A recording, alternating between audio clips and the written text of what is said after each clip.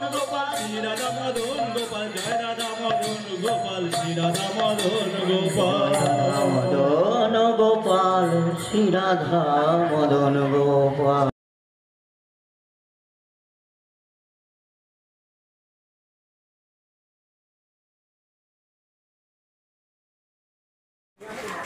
कृष्णाय वासुदेवाय हरे परमात्मने प्रणतः क्लेशनाशाय गोविन्दाय नमो नमः। नवीनां हेम गौरांगीं पूर्णानन्दवतीं सतीं वृषभानुसुतां देवीं वन्दे राधां जगदप्रसूं वन्दे नन्दव्रजस्तृणां पादरेणुमभिनशा यासां हरिकथोद्गीतं पुनाति भुवनत्रयम्। आनन्दलीलामय विग्रहाय हेमाब्जविसुन्दराय तस्मै महाप्रेमरसप्रदाय चैतन्यचन्द्राय नमो नमस्ते। नित्यानन्दमहं वन्दे कर्णिलम्बितकुण्डलं चैतन्याग्रजरूपेण पवित्रीकृतभूतलम्। जय रूप सनातन भट्ट रघुनाथ श्रीजीव गोपाल भट्ट दास रघुनाथ এই ছয় দশায়ের করি চরণ বন্দন যাহা হইতে বিঘ্ন নাশ অভীষ্ট পূরণ। नारायणं नमस्कृत्य नरं चैव नरोत्तमं देवीं सरस्वतीं व्यासं ततो जयमुदीरये।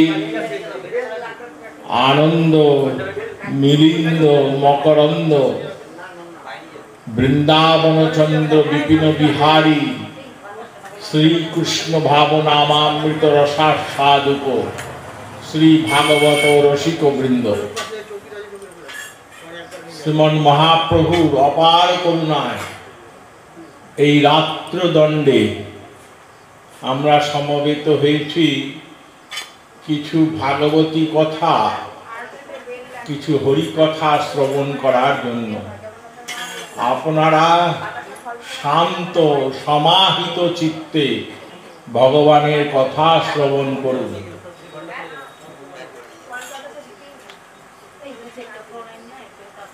আমরা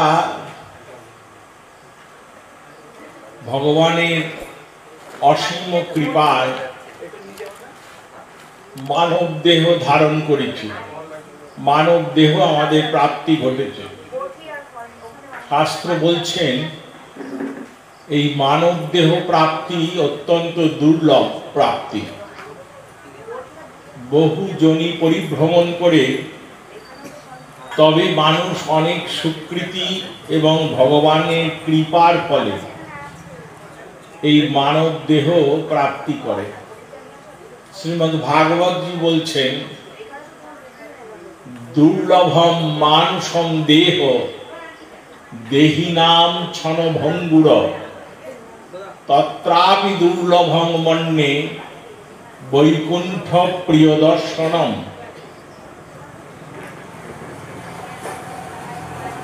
শ্রীমদ্ ভাগবতের একাদশ স্কন্ধের শ্লোক নবযোগীন্দ্র সংবাদে আছে দুর্লভম মানুষম দেহ দেহিনাম ক্ষণভঙ্গুর তত্রাপি দুর্লভং মন্যে বৈকুণ্ঠ প্রিয়দর্শনম।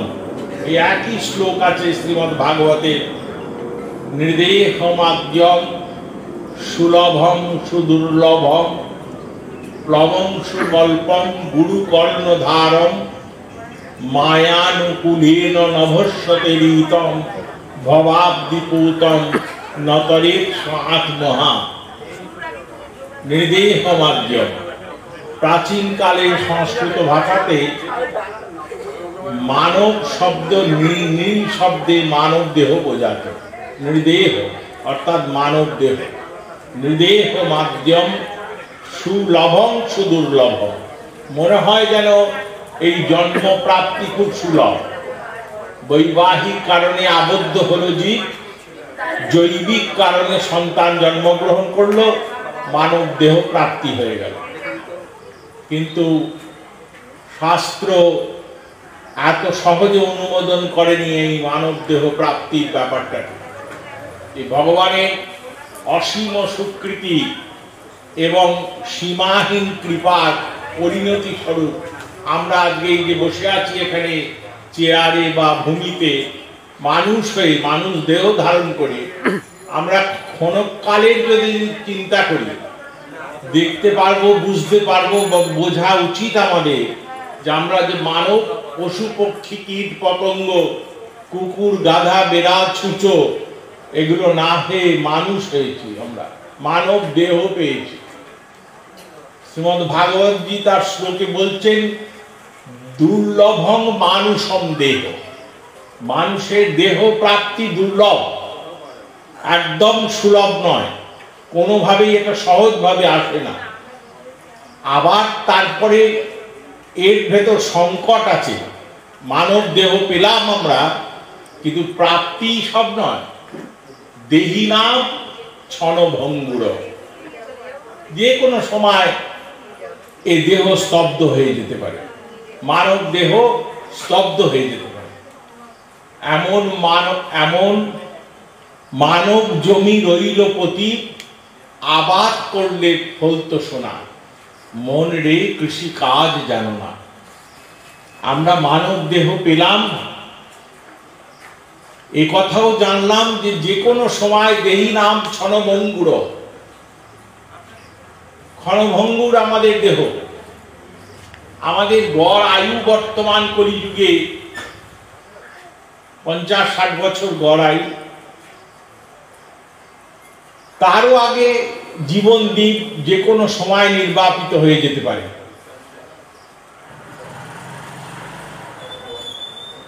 তা কেন আমরা বলুন তো এই ক্ষণভঙ্গুর অনিশ্চিত আয়ু নিয়ে ভগবানের কৃপার দান স্বরূপ এই যে মানব দেহ প্রাপ্ত করেছি, তাকে হেলায় নষ্ট করছি কেন আমরা?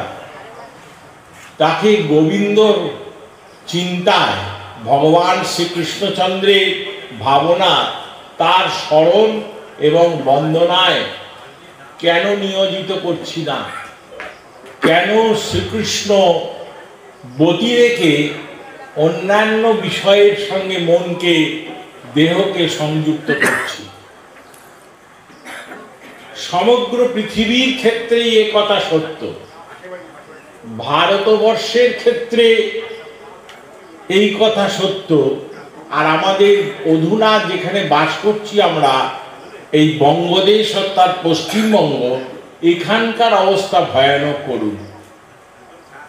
এখানে আমরা চট করে শাস্ত্র বেদকে অতটা শ্রদ্ধা করি না, পাত্তা দিই না, যতটা আমরা নিজেদের স্বার্থকে, নিজেদের সুবিধাকে পাত্তা দিই।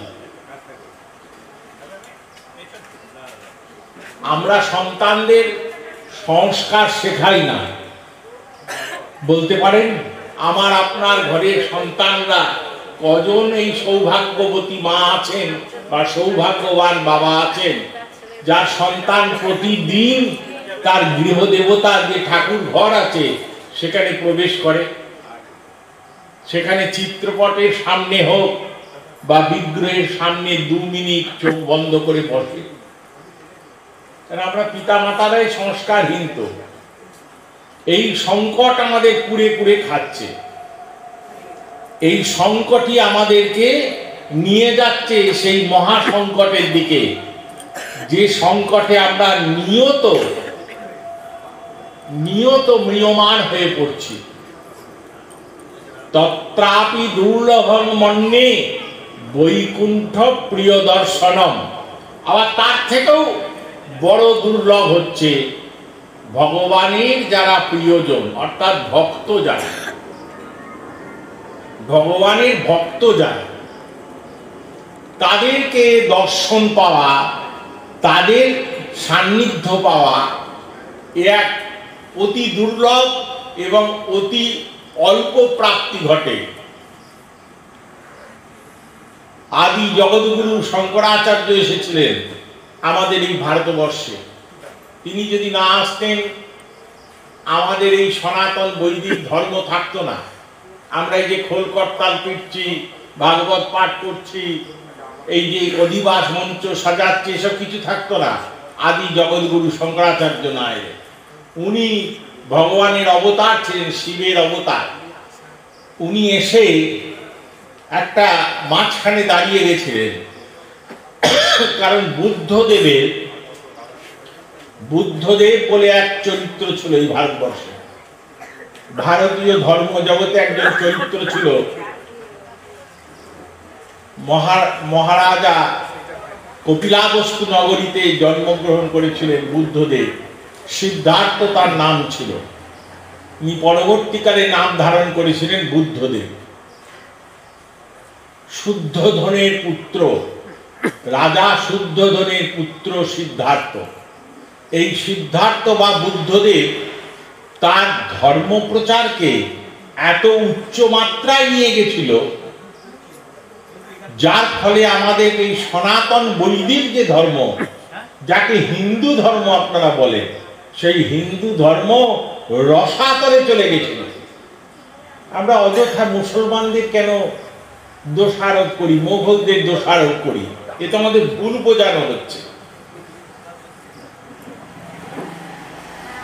বৌদ্ধ, জৈন আর চারবাক, এই তিনটে দর্শন ভারতবর্ষের বুকে এসেছিল। একে নাস্তিক দর্শন বলা হয়। আর ছটা দর্শন যে আছে, ন্যায়, বৈশেষিক, মীমাংসা, পাতঞ্জল, সাংখ্য আর যোগ, এগুলো হচ্ছে আস্তিক দর্শন। আস্তিক কাকে বলে? আস্তিক কথার অর্থ কি? আমরা সাধারণ মানুষ জানি, যারা ভগবানে বিশ্বাস করে তারা আস্তিক, যারা ভগবানে বিশ্বাস করে না তারা নাস্তিক।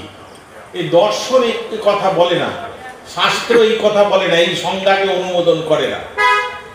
শাস্ত্র আস্তিক বলতে কাকে চিহ্নিত করেছে না? যারা বেদকে মান্যতা দেয়।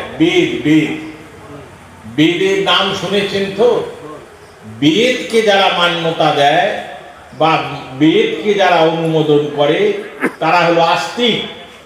আর বেদের যারা বিরুদ্ধাচারণ করে, যে আমরা বেদের বিরুদ্ধাচারণ করছি, শ্রীমদ্ ভাগবত জি প্রকট হচ্ছেন, শ্রীমদ্ ভাগবত কথা হচ্ছে, তার ভেতর আমরা আমাদের মতো কথা চালিয়ে যাচ্ছি।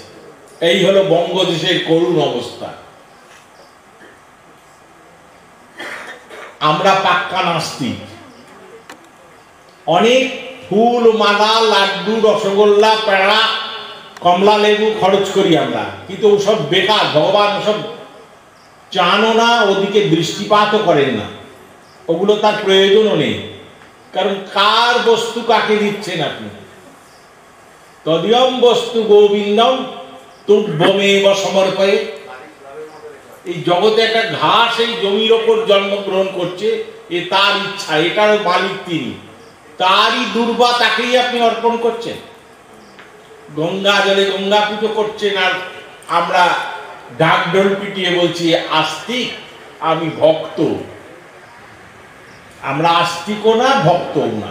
যাই হোক, মোটের উপর জেনে রাখবেন আস্তিক কাকে বলে না? যারা বেদের মান্যতা দিয়েছে। বেদ হচ্ছে আমাদের সনাতন, যে হিন্দু ধর্ম বলে কোনো ধর্ম নেই। ধর্মটার নাম হচ্ছে সনাতন বৈদিক ধর্ম। সনাতন বৈদিক ধর্ম বেদ নির্ভর। বেদ ভগবানের নিঃশ্বাস থেকে নির্গত হয়েছে। আমাদের মোট দর্শন শাস্ত্র সমূহে 3 ধরনের গ্রন্থ আছে। একটাকে বলা হয় কৃত্য গ্রন্থ, একটাকে বলা হয় বিনির্গত গ্রন্থ, একটাকে বলা হয় স্মৃত্য গ্রন্থ। কৃত্য গ্রন্থ কোনগুলো? যেগুলো রচনা করেছে কেউ, লিখেছে, যথা শ্রীমদ্ ভাগবত আদি পুরাণ, 18 পুরাণ মহর্ষি শ্রীপাদ বেদব্যাসজি মহারাজ রচনা করেছে, এগুলোকে বলা হয় কৃত্য গ্রন্থ। কৃত্য মানে কারুর দ্বারা রচিত হয়েছে, কৃত্য। আর বিনির্গত গ্রন্থ কোনটা? একমাত্র বেদ। এ ভগবানের নিঃশ্বাস থেকে আপনা আপনি বেরিয়ে গেছিল, ভগবানও রচনা করেননি, ভগবান পেন দিয়ে লেখেনও নি, যার জন্য বেদের অপর নাম শ্রুতি। বেদ কোথাও লিখিত হয়নি, ভগবানের নিঃশ্বাস থেকে, শ্রীকৃষ্ণচন্দ্রের নিঃশ্বাস থেকে আপনা আপনি নির্গত হয়েছিল। শ্রুতিধার যারা যারা এটাকে ধারণ করে রাখতে পেরেছিলেন, তাই অদ্যাবধি বেদ জগতে প্রচলিত আছে। সেই বেদই হচ্ছে ধর্ম।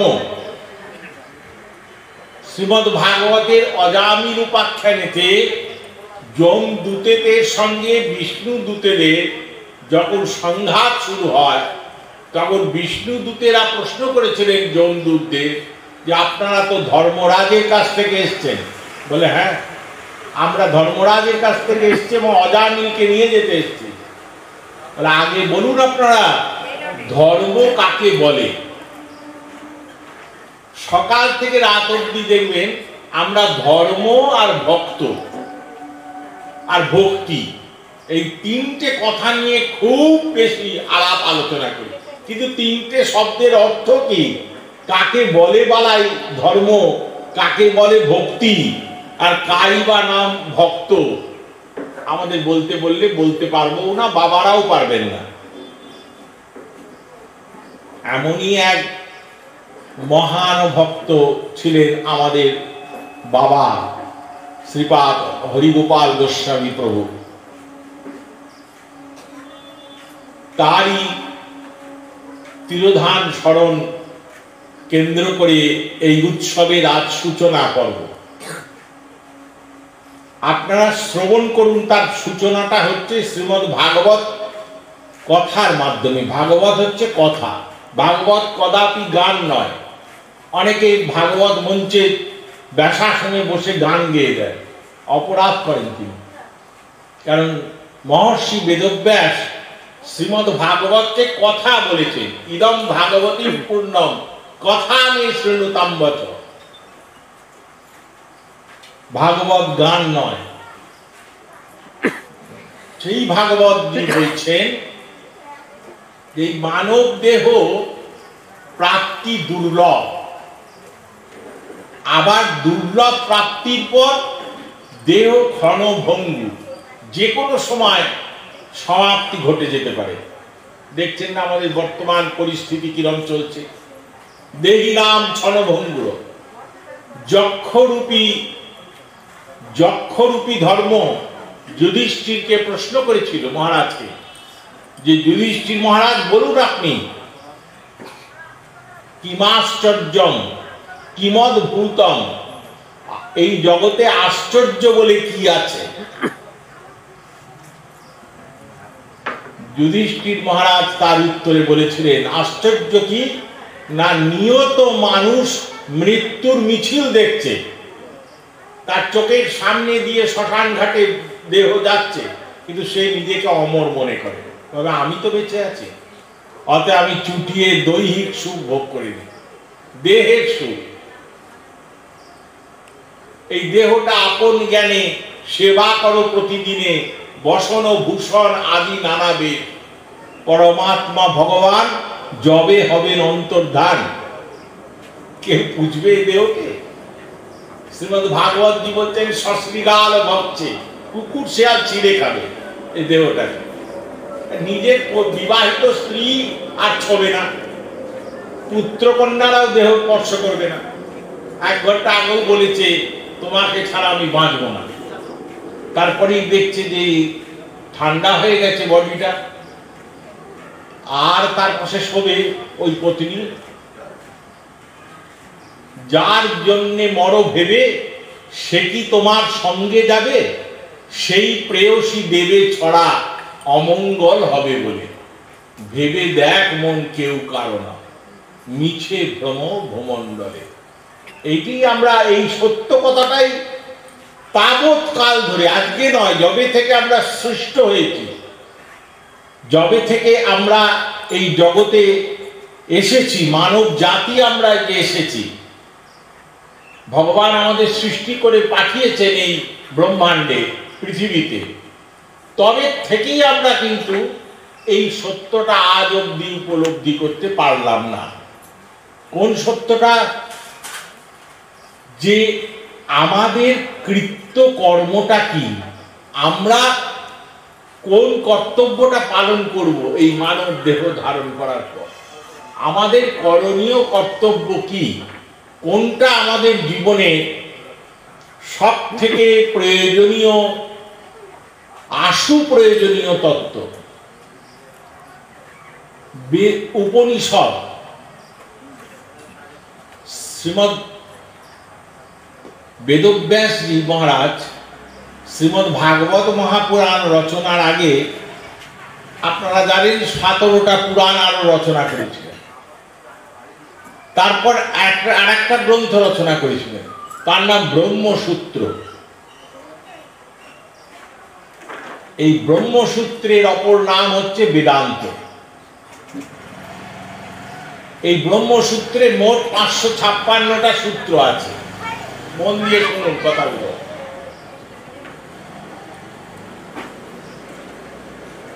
যশোদা দৌড়লো, গোপাল দড়ি বাঁধলো কোমরে, মা যশোদা দড়ি কম পড়লো, গাল গপ্প। এ তো অনেক শোনেন, বেদান্তের কথা একটু শুনুন। সেই ব্রহ্মসূত্রেও শ্রী বেদব্যাস প্রণীত, এই যিনি ভাগবত রচনা করেছে, যিনি গীতা রচনা করেছেন, তিনি ওই গ্রন্থ রচনা করেছেন, ব্রহ্মসূত্র। সেই ব্রহ্মসূত্রে বলা হয়েছে যে অংশ নানা ব্যাপদেশাৎ একটা সূত্র আছে। সংস্কৃত পড়াশোনা যারা বাবারা করেছেন বা যারা করছেন বা করবেন বলে ইচ্ছা প্রকাশ করেছেন, কারণ সংস্কৃত না জানলে তার অধিকার নেই ব্যাস গদ্দিতে বসা, তিনি ভাগবত পাঠ করার তার কোনো অধিকার নেই। তিনি যেন এই দুঃসাহস নিয়ে কখনো না বসেন যিনি সংস্কৃত না জানেন। তার কর্মকাণ্ডের অধিকার নেই, যে অধিবাস হচ্ছে ওটা কর্মকাণ্ড, এটা জ্ঞানকাণ্ড। আর আপনারা সবাই বসে আছেন ভক্তিকাণ্ডের দিশারি হয়ে। ওই যে কর্মকাণ্ড হচ্ছে, ওই যে কলস স্থাপন করা হয়েছে, ঘট স্থাপনা করা হয়েছে, এটাকে জানতে হবে। অধিবাস শব্দের অর্থ কি? কলস স্থাপন কেন করা হয়? কলস স্থাপনের সময় বেদমন্ত্র যে পাঠ করা হয়, সেই মন্ত্রগুলোর অর্থ কি? যদি আপনি না জেনে অধিবাস করেন, কীর্তন করেন, পাঠ করেন, শ্রীমদ্ ভাগবতের 10ম স্কন্ধের 24 নম্বর অধ্যায়ে 23, 24, 25, 26, 27 এই মোট 5টা শ্লোকে বলে দিয়েছেন ভগবান শ্রীকৃষ্ণচন্দ্র যে না জেনে কোনো ব্রত পালন করা, না জেনে কোনো কর্ম করা, সেগুলো বৃথা। কত বড় কথা! সন্ধ্যাবেলায় শ্রী তুলসী বিবাহ গেল। আমরা সবাই মোটের ওপর যার যেমন ভাবে গুরু পরম্পরা, তারা একাদশী ব্রত পালন করলাম। কিন্তু বালাই একাদশী ব্রতের মাহাত্ম্যটা কি? একাদশী ব্রত করব কেন? কেন এত গুরুত্ব দেয়া হয়েছে? এটা না জেনে যদি আপনি ব্রত পালন করেন, সে ব্রত পালন মিথ্যা হয়, তার কোনো অর্থ হয় না। তার প্রমাণ হচ্ছে ভগবান শ্রীকৃষ্ণচন্দ্র। জ্ঞাতব্য তত্ত্বজ্ঞানঞ্চ পরিপুষ্ট তথৈব চ জানন্তি সর্বতত্ত্বনাম সর্বতত্ত্বানাম। এ ভীর বিদুষাম কথম পরা, শ্রীমদ্ ভাগবত বই খুলে দেখে নেবেন, দশম স্কন্ধের 24 নম্বর অধ্যায়ে ইন্দ্রযজ্ঞ যেখানে আছে, সেই ইন্দ্রযজ্ঞেতে আছে যে ভগবান শ্রীকৃষ্ণচন্দ্র তার বাবা নন্দরাজাকে জিজ্ঞাসা করছেন যে বাবা এই এত সব উপাচার সাজানো হয়েছে, এগুলো কিসের জন্য? এত পায়েস রান্না হয়েছে, গরু দান করার জন্য এসছে, এত ভাণ্ড ভাণ্ড সোনা রাখা হয়েছে, এসব কিসের জন্য? ভগবান তো সর্ব অন্তর্যামী, তিনি কি জানেন না কিসের জন্য? তথাপি নিজের বাবাকে জিজ্ঞাসা করছে। সেখানে পরীক্ষিত মহারাজা সুখদেব পরমহংসকে জিজ্ঞাসা করছেন যে আচ্ছা ভগবান তো সর্বান্তর্যামী, কিন্তু সব জানেন, তা সত্ত্বেও তিনি কেন জিজ্ঞাসা করছেন না? তার উত্তরে ভগবান বলছেন যে তত্ত্ব না জেনে, মন দিয়ে শুনুন কথা, তত্ত্ব না জেনে, বিষয়ের কারণ না জেনে সেই বিষয়কে যদি আপনি অনুসরণ করেন তবে তা ফলদায়ক হয় না।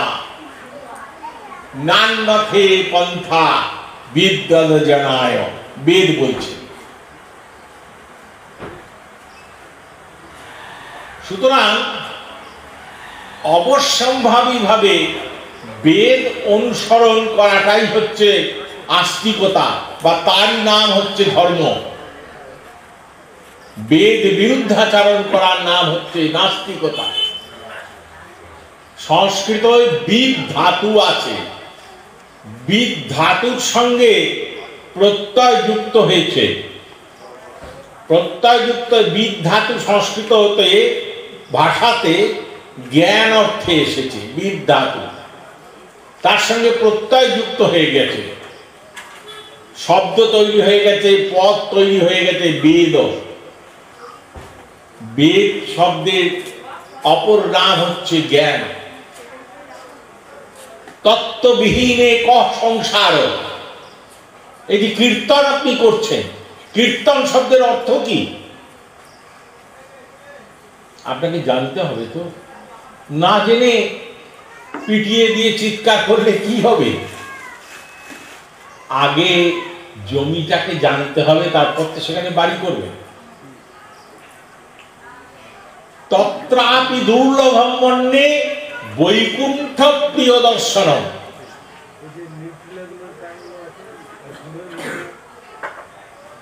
রাধে রাধে। বৈকুণ্ঠ প্রিয় দর্শনম, বৈকুণ্ঠর প্রিয় যারা, ভগবান শ্রীকৃষ্ণচন্দ্রের প্রিয় যারা, তাদেরকে দর্শন করা। জগৎগুরু শ্রীপাদ শঙ্করাচার্য বলছেন যে সজ্জন ব্যক্তি অর্থাৎ ভক্তজন, আমি আপনি রাম শ্যাম যদু মধু, আমরা ভক্ত নয়। ভক্ত কথার যে অর্থশাস্ত্রে এসছে তার ধারে কাছে আমরা আসি না। ভক্তি আছে যার সে তো ভক্ত, তাই তো? ভক্তি কাকে বলে শুনুন মন দিয়ে। নারদজি, নারদের নাম তো শুনেছেন। নারদ একটা গ্রন্থ রচনা করেছিলেন, তার নাম নারদীয় ভক্তি সূত্র। নারদজির আগে শাণ্ডিল্য মুনি একটা গ্রন্থ রচনা করেছিলেন, তার নাম শাণ্ডিল্য ভক্তি সূত্র। তারপর পরাশর মুনি, এই বেদব্যাসের বাবা পরাশর মুনি, ইনি একটি গ্রন্থ রচনা করেছিলেন, পরাশর ভক্তি সূত্র।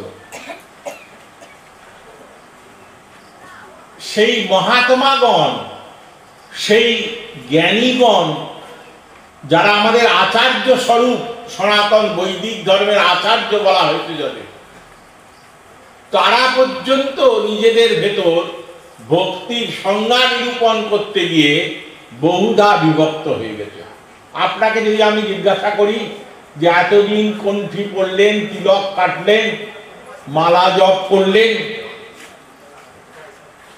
ভক্তি কাকে বলে?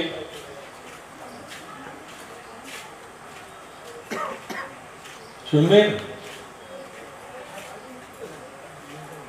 তুল্য নিন্দা স্তুতির মৌনী সন্তুষ্ট যেন কেনচিৎ অনিকেত স্থিরমতির বুদ্ধিমান য সচমে প্রিয়। ভগবান ভক্ত বলে গ্রহণ করেছেন কাকে?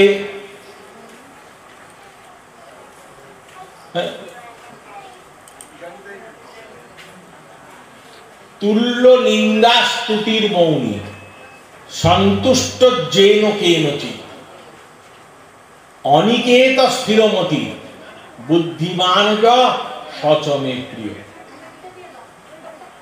এই ভগবানের ভক্ত। ভগবান বলছে আমার ভক্ত। কে আমার ভক্ত? কে? ভক্তি শব্দের আমি অর্থ বলছি আপনাদের।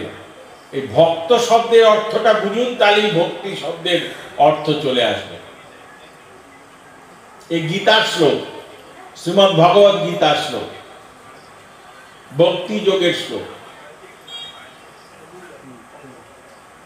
তুল্য নিন্দা স্তুতির মৌনী, যার কাছে নিন্দা আর প্রশংসা দুটো সমান হয়েছে।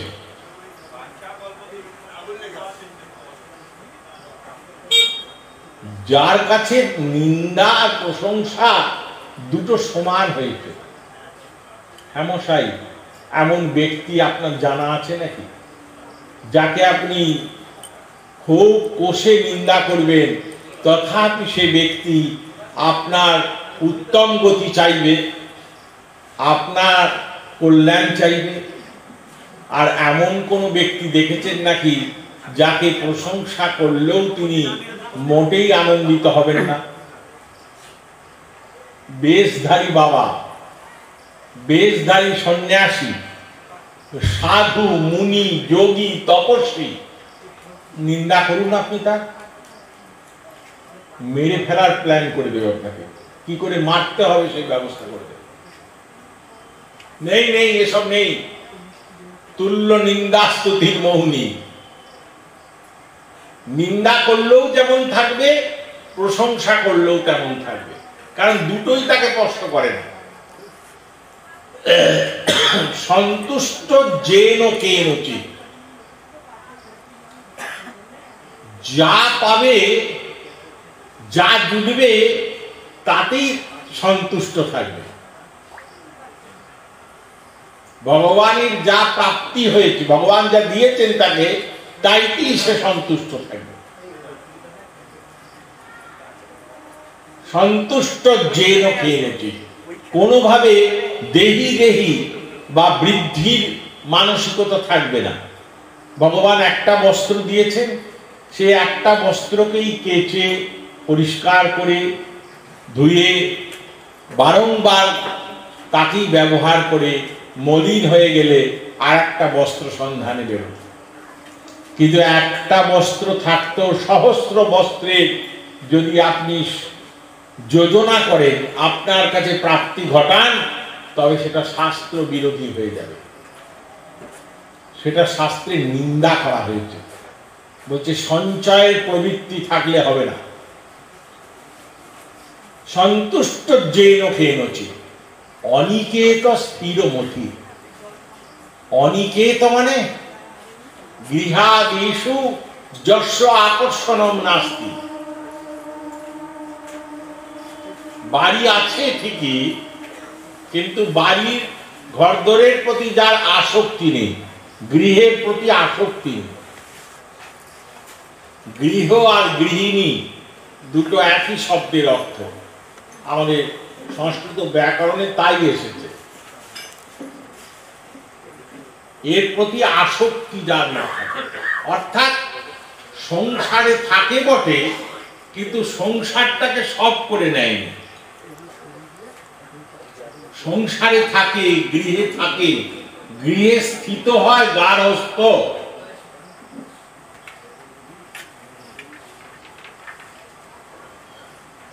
কিন্তু সেইটাকে সার করেনি, জানে এটা আমার একটা ক্রিয়া মাত্র, ডিউটি মাত্র, এটা জীবের একটা ধর্ম, যেগুলো জৈবিক ধর্ম, তার একটা স্তর মাত্র।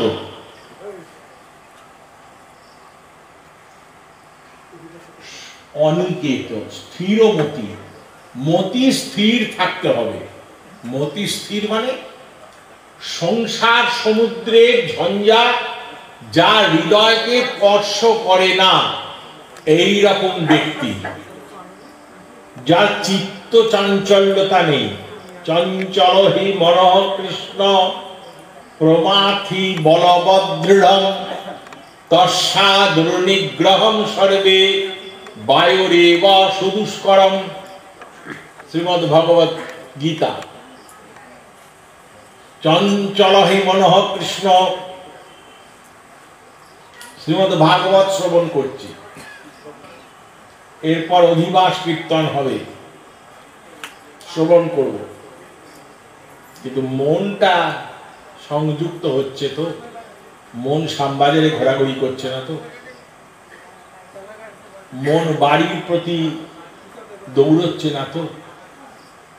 আন কথার সঙ্গে মনকে সংযুক্ত করে ফেলছি না তো? যদি না করি তবেই এইগুলো শোনার কোনো অর্থ থাকবে, দর্শনের অর্থ থাকবে, না হলো বেকার। নারদজি 9টা ভক্তির স্তর বলেছেন শ্রীমদ্ ভাগবতে। প্রহ্লাদজি এটাকে আবার বিস্তৃতভাবে তার বাবা হিরণ্যকশিপুকে শুনিয়েছিলেন। তার প্রথম কথাটা হচ্ছে শ্রবণম, দ্বিতীয় হচ্ছে কীর্তনম। ভগবানের কথা শ্রবণ করো, কিন্তু ভগবানের কথা কিরম ভাবে শ্রবণ করতে হবে তার প্রক্রিয়াও শাস্ত্র বলে দিয়েছে। শ্রবণম, এই যে শ্রবণেন্দ্রিয়, এই দিয়ে প্রবেশ করবে, কিন্তু প্রবেশ করার পর মনের পরাকাষ্ঠার মধ্যে তাকে সঙ্গে সঙ্গে অর্জন করে সঞ্চিত করে রাখতে হবে। সেখানেও বুলিত পাখিও বলে গো, পাখি, তোতা পাখি, ময়না পাখি, পাখি জন্ম, পশু জন্ম, তাকেও যদি আপনি বুলি শেখান, হরে কৃষ্ণ নাম শেখান, সে পাখিও বলবে, ওটা কোনো বড় কথা নয়। কথাটা হচ্ছে মন কতটা সংযুক্ত হচ্ছে। এই একমাত্র একটা অর্জুনের কথা ভগবান শ্রীকৃষ্ণচন্দ্র শ্রীমদ্ ভগবত গীতার মধ্যে সমর্থন করেছিলেন। মন বড় চঞ্চল বোমা। অনেক চেষ্টা চরিত্র করে মনকে এনে বসানোর চেষ্টা করি, আমরা করি যে তা নয়, নিশ্চেষ্ট হয়ে বসে থাকি তাই নয়, কিন্তু মন এমন ভয়ঙ্কর বিষয়, এ ছেড়ে চলে যায়, অন্যদিকে চলে যায়। চঞ্চল হে মনঃ কৃষ্ণ প্রমাথি বলবদৃঢ়ম তস্যাদুর্নিগ্রহম সর্বে বায়ুরেব সুদুষ্করম। দেখেন না, টিভিতে, রেডিওতে, কাগজে বলে দিচ্ছে ঘূর্ণিঝড় আসছে, ঠিক ঠিক মিলে যাচ্ছে। মানে বায়ুর গতিবেগ মানুষ ধরে ফেলেছে, কিন্তু কোনো কালেও মানুষ যেটা ধরতে সক্ষম হচ্ছে না, সেটা নিজের মনকে। আমাদেরই মন, আমাদের যে 14টা ইন্দ্রিয় আছে, তার ভেতরে একটা ইন্দ্রিয় হচ্ছে মন। চক্ষু, কর্ণ, নাসিকা, জিহ্বা, ত্বক, পাত, পানি, উপস্থ, মন, বুদ্ধি, চিত্ত, অহংকার, মোট 14টা আমাদের ইন্দ্রিয়। চক্ষু, কর্ণ, নাসিকা, জিহ্বা, ত্বক, বাক, পানি, পাত, পায়ু, উপস্থ, এই হলো 10টা। আর মন, বুদ্ধি, চিত্ত, অহংকার, এই হলো 4টে। মোট আমাদের 14টা ইন্দ্রিয় শরীরের মধ্যে আছে। তাই সব ইন্দ্রিয়ের যে গুরু, মন এব মনস্যানাম কারণম বন্ধমোক্ষয়। আমাদের মন হচ্ছে বাকি 13টা ইন্দ্রিয়ের গুরু। উপনিষদ বেদান্তে আছে, কঠোপনিষদে আছে, সেখানে মনকে বলা হচ্ছে, এই যে রথ, আমরা রথযাত্রা পালন করি না রথে, সেখানে বলা হচ্ছে এই শরীরটা একটা রথ, আর রথের মধ্যে দেবতা হয়ে বসে আছে কে? মন, রথী নাম, আর সারথী হয়ে রয়েছে এই আমাদের ইন্দ্রিয়গুলো। আত্মাতম রথী নাম বিদ্ধি রথম শরীরগ্রহমেবচ বুদ্ধি তু সারথিং বিদ্ধি মনঃপ্রায়গ্রহমেবচ। কঠোপনিষদের শ্লোক, মন্ত্রভাগ বলা হয়, অনুবাদ বলা হয়। বেদান্ত উপনিষদের শ্লোক বলা হয় না, পুরাণে শ্লোক হয়। মোটের ওপর যে কথাটা, সেটা হচ্ছে আমাদের 14টা যে ইন্দ্রিয় আছে, এই ইন্দ্রিয়ের সব ইন্দ্রিয়ের যে গুরু সেটা হচ্ছে মন।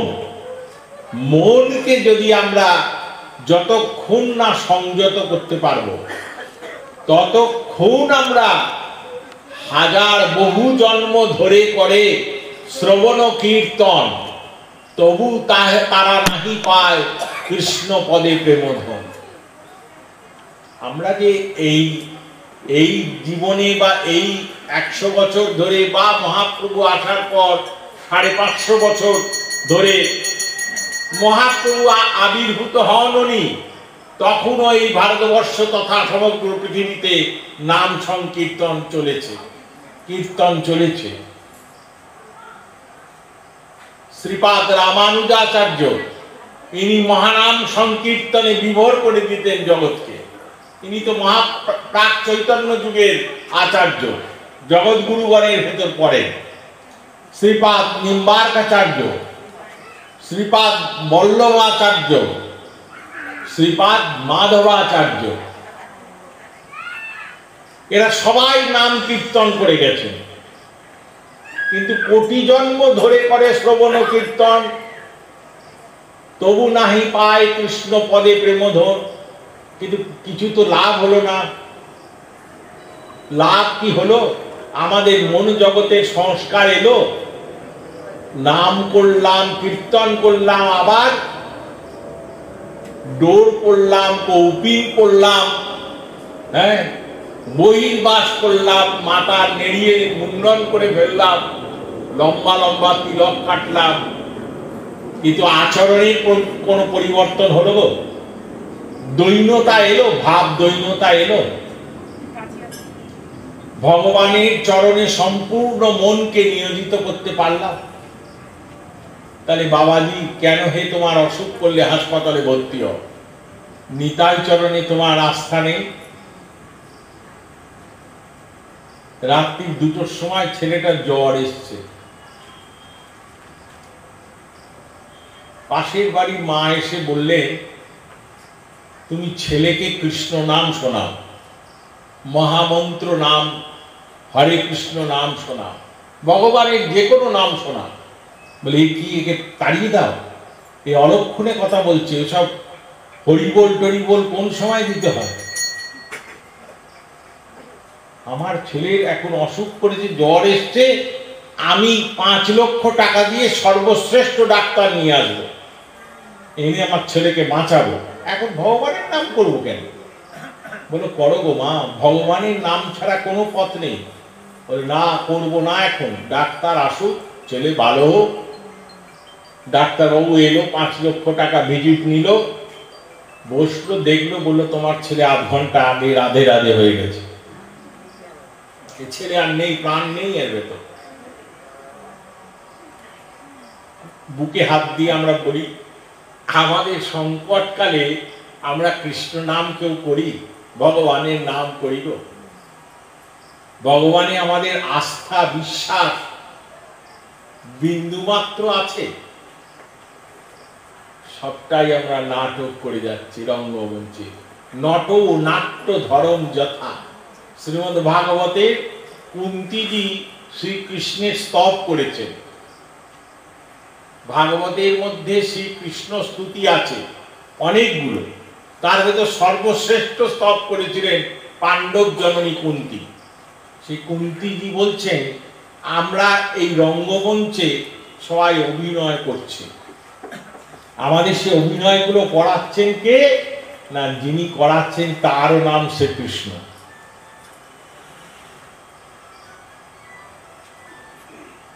তাই মায়া তারে দেয় এত দুঃখ।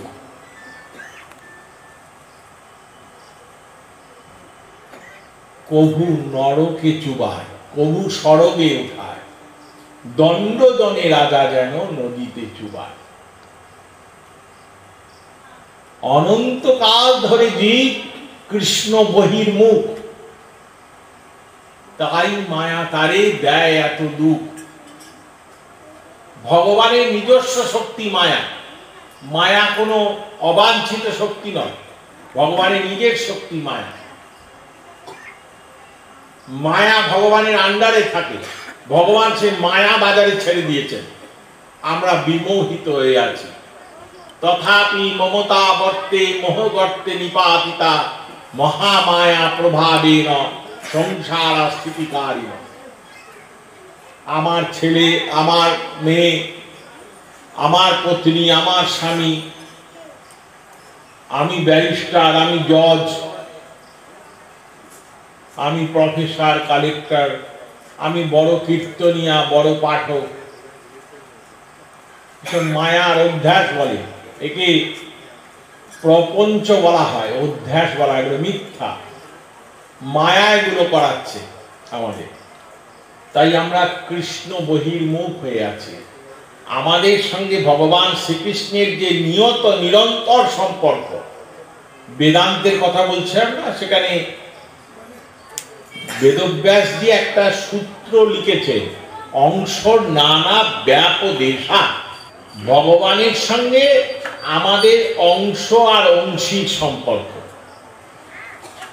ওই সূত্রের অনুসরণ করেই পরবর্তীকালে শ্রীপাদ সনাতন গোস্বামী প্রভুর প্রশ্নের উত্তর ছিল, প্রশ্নটা ছিল কে আমি। শ্রীমান মহাপ্রভুর কাছে সনাতন গোস্বামী পাদ প্রশ্ন করেছিলেন কে আমি। তারও আগে এই প্রশ্ন তুলেছিলেন আদি জগৎগুরু শঙ্করাচার্য, কস্তম কোয়ম কুত আয়াত কো মে জননী কো মে তাত। কে আমার বাবা, কে আমার মা?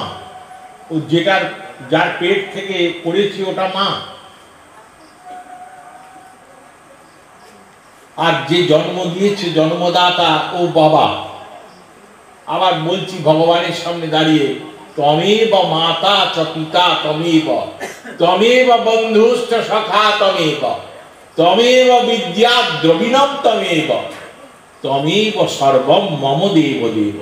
হে ভগবান শ্রীকৃষ্ণ, আপনি আমার পিতা, আপনি মাতা, আপনি বন্ধু, গতির ভর্তা, প্রভুর সাক্ষী, নিবাসা শরণম সুই, শ্রীমদ্ ভগবদ গীতা। সব কিছু আপনি, আপনি গতির ভর্তা, স্বামী আপনি, পত্নী আপনি, পুত্র আপনি। আবার সঙ্গে সঙ্গে টেলিফোনটা বেজে উঠল, যাচ্ছি মা, যাচ্ছি, দাঁড়াও না, 10 মিনিট দেরি হবে। 10 মিনিট কেন দেরি হবে না, মন্দিরে ভগবানকে প্রণাম করছি, ওখান থেকে কিছুটা খেতে দাও না বাবা, 9 মিনিট, 1 মিনিটে প্রণাম করে চলে এসো। অবান্ত সময় নষ্ট করছে কেন? পড়াশোনা করতে হবে, মাস্টারমশাইয়ের কাছে পড়তে যেতে হবে, online, offline, downline, main line, এইসব এতে পড়াশোনা করতে হবে। কৃষ্ণ চিন্তা বতিরেকে বিদ্যাভ্যাস, নিরর্থক প্রচেষ্টা মাত্র। বড় বড় জগৎগুরু আচার্য এই ভারতবর্ষের বুকে জন্মগ্রহণ করেছেন এবং নিরন্তর জন্মগ্রহণ করে চলেছেন, সৃষ্টি হয়ে যাচ্ছে বড় বড় জগৎগুরু। তারা প্রত্যেকে আগে ভগবান শ্রীকৃষ্ণের ধ্যান করেছেন, ভগবান শ্রীকৃষ্ণকে নিজের অন্তরে বসিয়েছেন, নিজের মন, ওই যে মনের কথা বলছিলাম, মনের ভেতর উপবেশন করিয়েছেন। তারপর তারা সমর্থ হয়েছেন এই সব পুরাণ ইতিহাস গ্রন্থ লেখাতে শ্রীপাদ কবিরাজ গোস্বামী পাদ, কৃষ্ণদাস কবিরাজ গোস্বামী পাদ, শ্রীপাদ বৃন্দাবন দাস ঠাকুর, এই কিছুদিন আগেই যার তিথি চলে গেল, এরা সবাই গ্রন্থ লেখার আগে ভগবান শ্রীকৃষ্ণকে তুষ্ট করতে হয়েছে। এনাদের তুষ্ট করে তার কৃপা লাভ করার পর গ্রন্থ রচনা করতে সমর্থ হয়েছে। মহর্ষি বেদব্যাস দিয়ে যে 18 পুরাণ রচনা করেছেন,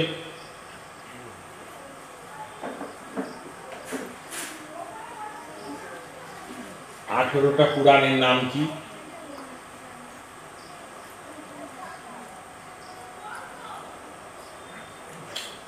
বাবা যদি আবার কৃপা করে কখনো আমায় নিয়ে আসেন, আমি আপনাদের মুখ থেকে শুনব। পিছিয়ে থাকবেন না আপনারা, গ্রন্থ পাঠ করুন। সাধু সঙ্গ করা মানে যে সাধুর জ্ঞান আছে, তত্ত্ব জ্ঞান আছে, সেই সাধুর সঙ্গ করুন। যে সাধু পড়াশোনা জানে, বেকার সাধু সঙ্গ করে লাভ নেই। ও গুরুর কাছে দীক্ষা নিয়েও কোনো লাভ নেই, যে গুরুর ভেতর কোনো তত্ত্ব জ্ঞান নেই। ও গুরু আপনাকে কোনো অজ্ঞান অতিমিরাম ধর্ষতা কিচ্ছু করতে পারবে না। আমরা জন্মের 10 বছর বয়স থেকে ভাগবত পাঠ শুনে আছি, 18টা পুরাণের নাম মুখস্থ করবে। যাই হোক, এই মহর্ষি বেদব্যাস 18 পুরাণ রচনা করার আগে, বিশেষ করে শ্রীমদ্ ভাগবত নামক যে মহাপুরাণ, এই রচনা করার আগে ইনি ভগবান শ্রীকৃষ্ণকে তুষ্ট করে, ইনি নিজের ভগবানের অবতার ছিলেন।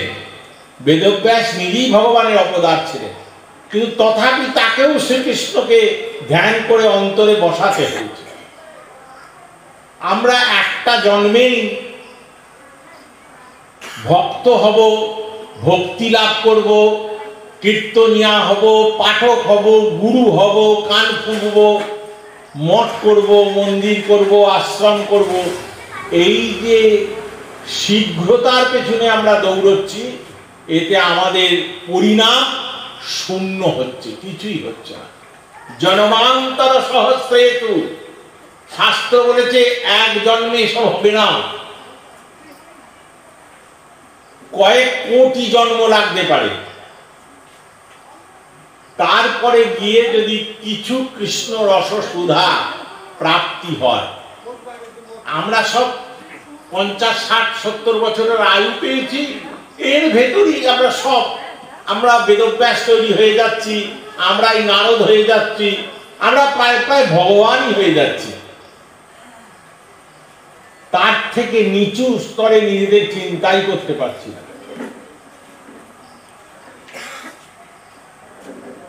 কারণ হচ্ছে তত্ত্ববিহীনে কহ সংসার। তত্ত্ব জ্ঞান না থাকার জন্য আমাদের মনোজগতে বলিষ্ঠতা আসছে না। জানতে হবে, কৃষ্ণকে ভজনা করো, বাবারা উপদেশ দিচ্ছেন, কৃষ্ণ ভজনা করো। নিশ্চয়ই করব বাবা, আগে আপনি আমাকে এইটা একটু দয়া করে বলে দিন, কৃষ্ণ শব্দের অর্থ কি, তারপর তো আমি কৃষ্ণ ভজনা করব। না তো ওটা ভূতের নাম, না প্রেতের নাম, না কিসের নাম, তো জানি না। এটা ভগবানের নাম। আচ্ছা, আর ভগবান শব্দের অর্থ কি বাবা, এটাও জানো না? জানি না, আপনি দয়া করে জানিয়ে দিন। আপনার শ্রীচরণে আশ্রয় নিয়েছি, আপনাকে গুরু বলে গ্রহণ করছি। ঠিক আছে, 15 দিন পরে দেখা করো আমার সঙ্গে, কারণ উনি নিজেই জানেন না। অস্তু, এক আমাদের মানব দেহ প্রাপ্তি দুর্লভ। মানব দেহ প্রাপ্তির পর এই দেহ ক্ষণভঙ্গুর, যে কোনো সময় এই দেহ শেষ হয়ে যেতে পারে। আর এই দেহ ধারণ করার পর ভগবানের প্রিয়জন যারা, ভক্ত যারা, যাদেরকে শ্রী গুরুদেব বলে গ্রহণ করব, তাদের প্রাপ্তিও, তাদের দর্শন পাওয়াও দুর্লভ। তাদের দর্শন পেতে পেতে হয়তো 10টা জন্ম চলে যেতে পারে। আপনি যে মহাপুরুষটিকে দর্শন করেছেন, কে বলল সে মহাপুরুষ? প্রকৃত বাস্তবিক মহাপুরুষ হতে হবে। প্রকৃত বাস্তবিক মহাপুরুষ, কথাটা মন দিয়ে শুনবে, বাস্তবিক মহাপুরুষ হতে হবে। বাস্তবিক মহাপুরুষ হতে গেলে তার বেদ পুরাণ আদিতে পুরো নিষ্ণাত জ্ঞান থাকতে হবে। তার প্রথম শর্ত হলো তিনি বেদ পুরাণ শাস্ত্রকে নিজের বুদ্ধির মধ্যে অবস্থিত করেছেন।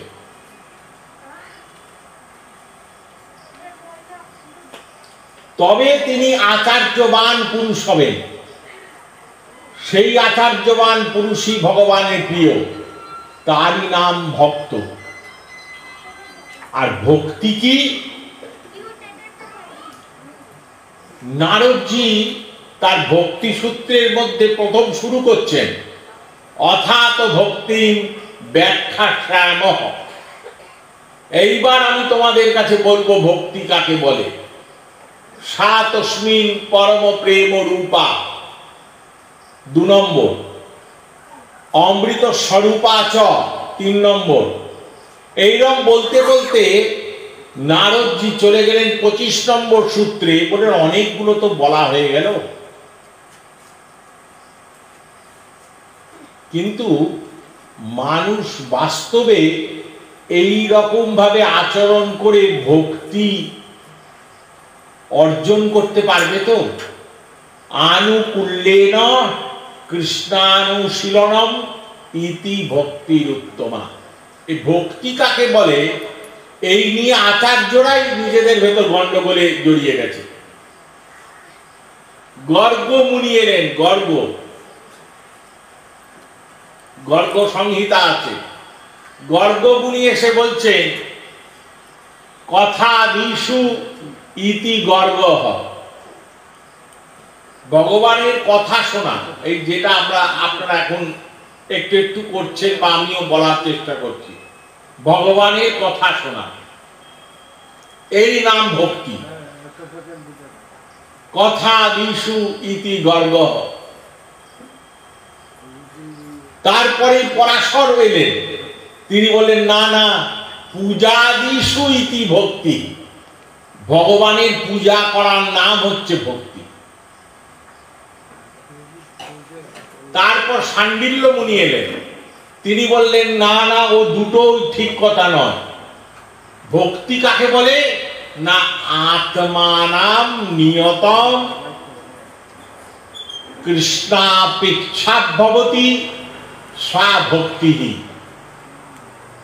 নিজের মন বা আত্মাকে ভগবান শ্রীকৃষ্ণের চরণে সম্পূর্ণ প্রতিষ্ঠিত করার নাম হচ্ছে ভক্তি। মনকে অনুশীলন করে, অনুশীলন মানে মনকে নিজের, আরে মন আমার নিয়ন্ত্রণে আসবে, এত সহজ ব্যাপার। যদি এসেই যেত, মাস্ক আমাদের পড়তে হতো না গো মা, আর করোনার জন্য আমাদের এইসব আবর্জনার জন্য এত ভয় পেতে হতো না। মন আমাদের নিয়ন্ত্রণে আসেনি, আসবেও না। ভগবান বলেছেন আসবে, অভ্যাসে নত কৌন্তেয় বৈরাগ্যেন সমাশ্রিত হয়। অভ্যাস করতে হবে মনকে ভগবানের শ্রীচরণে লাগানোর জন্য। নারদজি এলেন, তিনি ভক্তির সংজ্ঞা দিচ্ছেন। নারদস্তু তদর্পিতা খিল চারণম তদ বিস্মরণে পরম ব্যাকুলতা চ।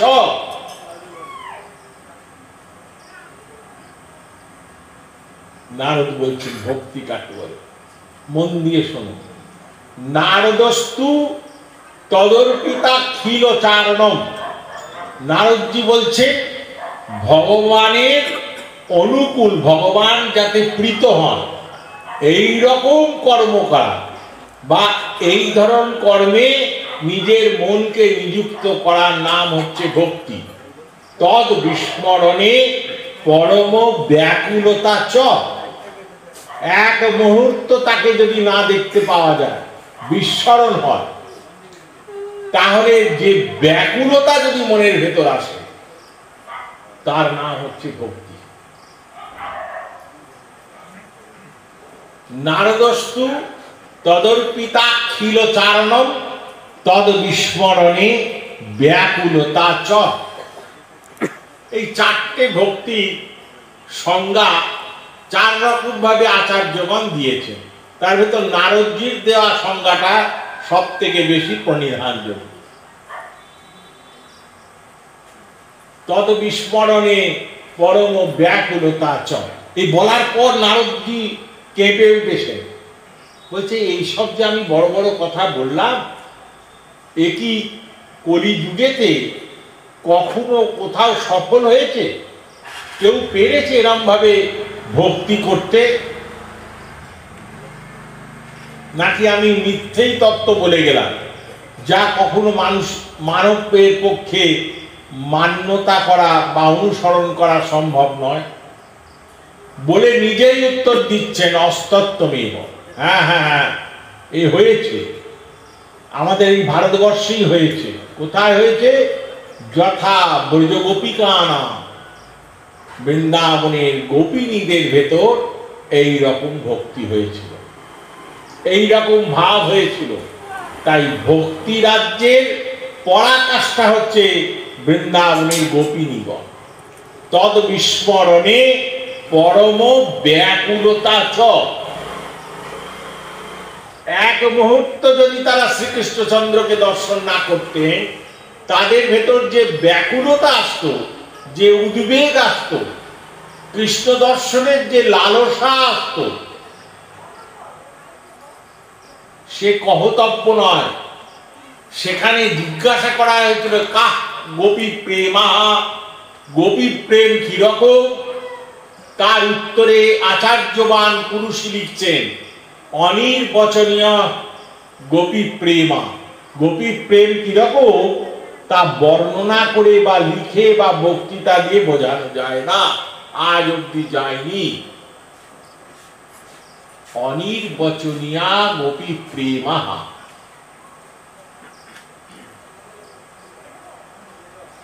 গোপী, সখী, এসব শব্দ আছে না? গোপী কাকে বলে, সখী বা কাকে বলে, এগুলো কি একই শব্দের অর্থ নাকি? যদি একই শব্দ হয় তাহলে আলাদা আলাদা পদের ব্যবহার হয়েছে কেন?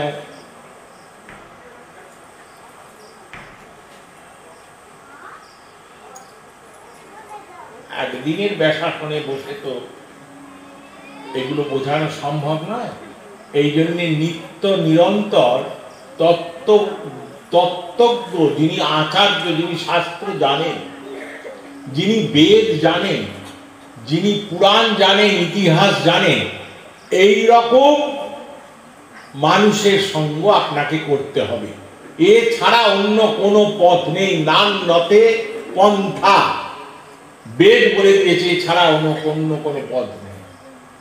বেদের কথা আপনাকে মানতে হবে। বেদ বলে দিয়েছে যাও। তদ বিজ্ঞানার্থম স গুরুমেবাবিগচ্ছে সমিত পানি সমুত্রিয়ম ব্রহ্মনিষ্ঠম। সেই গুরুর কাছে যাও। কোন গুরু? কোন আচার্য? তিনি কিরকম হবে? শ্রোত্রিয়ম ব্রহ্মনিষ্ঠম। এই শর্ত লাগিয়ে দিয়েছে বেদ। তদ বিজ্ঞানার্থম স গুরুমেবাবিগচ্ছে, এ বিধি নিয়ে এসছে, গচ্ছে, যাওয়া উচিত। কিরকম গুরুর কাছে যাবে গো? গেলে আর কান ফুঁকে নিয়ে চলে এলে? মেয়ের বিয়ে দেবে, জামাই ঠিক করছো 1000টা ছেলে দেখার পর, আর গুরু একবার দেখলে দেখে তার কাছে কানটা ফুঁকে গুরু হয়ে গেল তোমার? এই খেলা তো চলছে নিত্য নিরন্তর, সবাই বলছে আমার গুরু বড়। ভালো কথা, এই দেশটার নাম ভারতবর্ষ, এই খেলা চলুক, কিন্তু এতে লাভের লাভ কিছু হচ্ছে না। আমাদের মনটাকে যে অন্তত আপনি গুরুদ্বারেতে শিখদের পাঞ্জাবি শিখদের কথা তো শুনেছেন, গুরুদ্বারে ওনাদের কোনো দেবতা নেই, ওই গ্রন্থ, এই যে বই, এটি হচ্ছে তাদের কাছে গুরুদ্বারেতে, তাদের কাছে এটাই দেবতা, গুরু গ্রন্থ সাহেব। তাই তো শিখেদের গুরুদ্বারেতে অন্য কোনো দেবতা থাকে কি? ওই গ্রন্থকেই তারা গুরু বলে, ভগবান বলে পূজা করেন, এবং 100% আপনাকে সেই গ্রন্থকে সম্মান দিতে হবে। গুরুদ্বারে প্রবেশ করতে গেলে মাথায় কাপড় দিয়ে প্রবেশ করতে হয়। এর নাম হলো দৈন্যতা, একে বলে ভাব দৈন্যতা। মানে আমি অধীনতা স্বীকার করছি তোমার।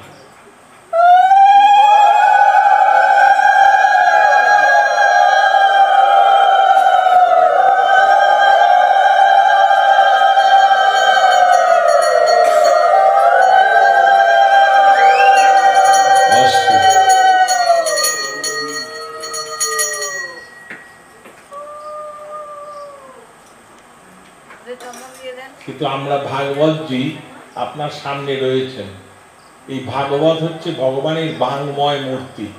বাংময় মানে এটিই ভগবান, এই গ্রন্থটি ভগবান। ভগবানের গীতাজি রয়েছেন, গীতাজি ভগবানের বাংময় মূর্তি। বাংময় মানে যা যা স্বয়ং পদ্ম নাভস্য মুখ পদ্ম বিনিসৃত, যা পদ্মনাভ শ্রীকৃষ্ণের মুখ থেকে নির্গত হয়েছিল, যা স্বয়ং পদ্মনাভস্য মুখ পদ্ম বিনিসৃত, যা স্বয়ং পদ্মনাভের মুখ থেকে বেরিয়েছিল। ভগবানের চিন্ময় স্বরূপ, মূর্তি স্বরূপ, আর গ্রন্থ হচ্ছেন বাংময় স্বরূপ। এই ভগবান, এর সামনে আপনি একটাও অবান্তর কথা, বিন্দুমাত্র শ্রীমৎ ভাগবতজির অপমান হয়, পাঠক যত আমার মতো অপদার্থ হোক না কেন, আপনাকে নতমস্তকে শুনতে হবে, যেহেতু আপনার সামনে ভাগবতজি প্রতিষ্ঠিত রয়েছে, বৃন্দাদেবী প্রতিষ্ঠিত রয়েছে। আমরা করি না, আমাদের এখানে দুর্গতির সীমা নেই। আমরা গ্রন্থকে সম্মান দেই না, বাণীকে সম্মান দেই না। আমাদের আচার্যগণ আমাদের এই শিক্ষা দেননি। শ্রীমৎ ভাগবতজি রাস্তা দিয়ে যাচ্ছেন, আপনি বৃন্দাবনে যান, উত্তরপ্রদেশে, বিহারে, মধ্যপ্রদেশে, রাজস্থানে, যেখানে যাবেন, মাথায় করে ভাগবতজি যাচ্ছেন, আর তার পেছনে মা বাবারা সংকীর্তন করতে করতে যাচ্ছেন। আমরা কি করব? ব্যাগের ভেতর পুরে ট্রেনেতে করে ঝুলতে ঝুলতে আমি গাড়িতে করে আসি, কারণ ভাগবতজিকে নিয়ে ট্রেনে, বাসে, এই তো ভগবান আমার সঙ্গে। নারায়ণজি যেমন শিলা হয়ে ব্রাহ্মণের বক্ষে যান, শালিগ্রাম শিলা। আমার ছেলে যখন যাবে বোম্বেতে, আমি ফার্স্ট ক্লাস ট্রেনের টিকিট কেটে দেব। আর ঠাকুর মশাই যিনি নারায়ণজি নিয়ে আমার বাড়ি পুজো করতে আসবেন, অন্তত তাকে রিক্সা করে আসা যাওয়ার ব্যবস্থাটাও করে দেবো না, বলবো হেঁটে আসবে, খুব জোর বাসে আসবে। মাছ নিয়ে যাচ্ছে, কে অসুখগ্রস্ত হয়ে আছে, তার পাশে বসছে। কত অবহেলা, কত আমরা অবমাননা করি। গো, ব্রাহ্মণ, বৈষ্ণব, বন্যী, চারটেকেই আমরা অপমান করছি। আবার আমরা আমাদের গতির চিন্তা করছি, গতিস্তম গতিস্তম, কিছুই না, গতি আমাদের হওয়া মুশকিল আছে যতক্ষণ না আমরা এই ধারণার বশবর্তী হব। কি ধারণা? না গ্রন্থ স্বরূপে যে কোনো গ্রন্থ, শ্রীপাদ বাবাজি মহারাজ শ্রী চৈতন্য চরিতামৃত নামক গ্রন্থকে বলছেন শ্রী চৈতন্য চরিতামৃত গ্রন্থ রূপে শচীসুত। কত বড় সুন্দর কথা, কত বড় প্রাঞ্জল উক্তি। আমার আপনার বাড়ির পাশে বসে সবাইকে সোচ্চারে ঘোষণা করে দিয়ে গেছে যে শ্রী চৈতন্য চরিতামৃত গ্রন্থটিকে শচীসুত, অর্থাৎ ওইটিকেই মহাপ্রভু মনে করুন, গ্রন্থ রূপে শচীসুত। আর তো শ্লোকের প্রয়োজন হয় না বাবাজি মশাই এই কথার পরে। লক্ষ শ্লোককে নির্যা আপনাকে আমাকে বুঝিয়ে দিয়ে গেছে, কিন্তু আমরা বুঝলাম না। তাই জন্যে আজকে এই মহাত্মা যিনি, যার এই বিরহ স্মরণ মহোৎসব সূচনা হচ্ছে, আজকের থেকে চলবে কদিন ধরে, নানা রকম আছে, আমাদের ক্রম আছে নানা রকম। আজ দিবাস, কাল অষ্টপ্রহর, 24 প্রহর, তারপর খালসা, 64 মহন্ত, এই যে ক্রম আছে, এই ক্রমগুলো অনুসরণ করলে আজকে হলো তার সূচনা পর্ব। সূচনা পর্বে আমাদেরকে নিজেদের প্রতিজ্ঞাবদ্ধ করতে হবে। প্রতিজ্ঞাটা কি? না আমরা নিশ্চিতভাবে বারংবার সেই তত্ত্ব সমৃদ্ধ বাস্তবিক মহাপুরুষের সান্নিধ্যে যাব, তাদের গোচরে যাব, তাদের কাছে যাব, তাদের সঙ্গে কথা বলব। প্রকট কৃপা ভগবান কোন শাস্ত্র পুরাণ লেখা নেই। আমরা সেই চেষ্টা আজ থেকে শুরু করব। অনেক বিলম্ব হয়ে গেছে, সাধন ভজন সঠিকভাবে করুন, নিশ্চিতভাবে এক না এক জন্মে আমাদের কৃষ্ণ প্রাপ্তি হবে। কারণ ভগবান তো আমাদের দেশেতে জন্মগ্রহণ করেছে, শুধু জন্মগ্রহণ করেনি, আমি যেখান থেকে আসি বরাহনগর, এই শরীর মহাপ্রভু নিয়ে আসেন, সেই বরাহনগরে ভগবান এসে তিনি নৃত্য করে গেছেন আবেশে, স্বয়ং ভগবান। সুতরাং বরাহনগরের ভাগবত পাঠকের সম্মান একটু বেশি হয়, কারণ ভাগবতাচার্যজি তিনি তো পাঠ বাড়ি তার শ্রী বরাহনগর, তবে প্রভু আইলেন বরাহনগর। আমি জন্মসূত্রে বরাহনগরের সন্তান, ভাগবতাচার্যের চরণে এই শরীর বৃদ্ধি পেয়েছে, বাবাজি মশাইয়ের কৃপায় এই শরীর বৃদ্ধি পেয়েছে। তাই জন্যে আপনারা, আপনাদের কাছে আমার স্বনির্বন্ধ অনুরোধ, আমি যে কথাগুলো বললাম এর ভেতর শ্লোকের প্রাধান্যতা আছে একটু, সংস্কৃত শ্লোকের, কারণ আমার গুরুগণ যারা ছিলেন তারা মহাপণ্ডিত সংস্কৃত ছিলেন, তারা সব সংস্কৃত ব্যাখ্যা এবং সংস্কৃত ভাষার ব্যবহার বেশি করে গেছে। তা হলেও আমি যথাসাধ্য চেষ্টা করেছি, আবার করেও যাব আগামী দিনে আপনাদের মতো করে বোঝানোর জন্য। আপনারা দয়া করে নিজেদেরকে আমরা যেন প্রস্তুত করি, ক্ষেত্রটা প্রস্তুত করি, তাহলে সেই আধারে ভক্তি মহারানী কৃপা করবে। এই বলেই আজকের মতো বাণীকে আমি বিশ্রাম দিলাম। জয় জয় শ্রী রাধেশ।